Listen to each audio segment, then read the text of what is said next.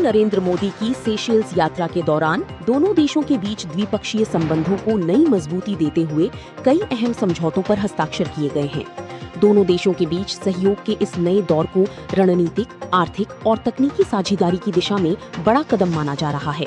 इसमें राजनयिक प्रशिक्षण और क्षमता निर्माण, डिजिटल पेमेंट सिस्टम और वित्तीय तकनीक के क्षेत्र, स्वास्थ्य, कृषि अनुसंधान, शिक्षा और तकनीक, प्रत्यर्पण, समुद्री क्षेत्र, अंतरिक्ष में सहयोग पर समझौते शामिल हैं।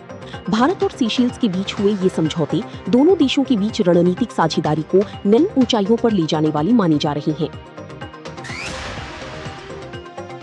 प्रधानमंत्री नरेंद्र मोदी ने मन की बात कार्यक्रम की 135वीं कड़ी को संबोधित किया।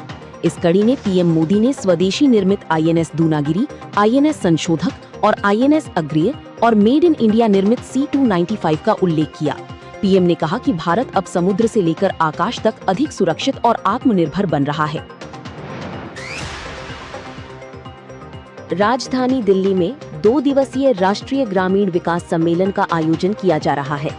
इस सम्मेलन का उद्घाटन केंद्रीय ग्रामीण विकास मंत्री शिवराज सिंह चौहान ने किया। राष्ट्रीय ग्रामीण विकास सम्मेलन के मुख्य उद्देश्य हैं पिछले वर्षों की उपलब्धियों के आधार पर भविष्य का स्पष्ट रोड मैप तैयार करना और योजनाओं की बेहतर क्रियान्वयन एवं नवाचारों के जरिए ग्रामीण विकास को नई गति देना। सम्मेलन को संबोधित करते हुए केंद्रीय ग्रामीण विकास मंत्री शिवराज सिंह चौहान ने कहा कि बीते 12 वर्षों ग्रामीण भारत के लिए योजनाओं और कार्यक्रमों का युग नहीं, बल्कि विश्वास, गरिमा और परिवर्तन का स्वर्णिम अध्याय रहे हैं।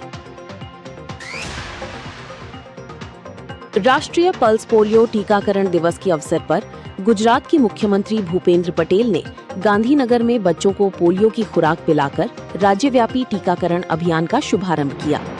इस अभियान के तहत नवजात शिशुओं से लेकर 5 वर्ष तक की आयु के बच्चों को पोलियो रोधी बूंदें पिलाकर उन्हें इस गंभीर बीमारी से सुरक्षित रखना है। विदेश मंत्रालय ने प्राइवेट टूर ऑपरेटरों के जरिए कैलाश मानसरोवर की यात्रा करने वाले भारतीय नागरिकों के लिए एडवाइजरी जारी की है।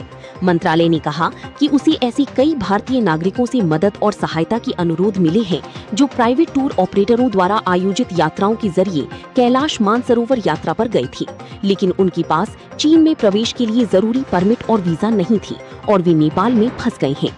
मंत्रालय ने नागरिकों को सलाह दी है कि वे भारत से अपनी यात्रा तब तक शुरू न करें जब तक कि पूरी यात्रा के लिए जरूरी सभी यात्रा दस्तावेज न मिल जाएं।